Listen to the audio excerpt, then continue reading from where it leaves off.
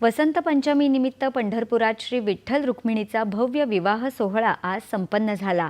या सोहळ्यासाठी पंढरपूरचं विठ्ठल मंदिर फुलांनी सजवण्यात आलं आहे। मंदिरात विठ्ठल रुक्मिणीच्या स्वयंवराची कथा संपल्यानंतर हा सोहळा संपन्न झाला। या सोहळ्यासाठी सकाळपासूनच भाविकांनी मंदिरात गर्दी केली होती। गणनायकं गजमुखं मोरेश्वरं सिद्धिदं बल्लाळो मुरुडं विनायकमढं चिंतामणि देवुरं लेण्याद्रि गिरिजात्मकं सुवरदं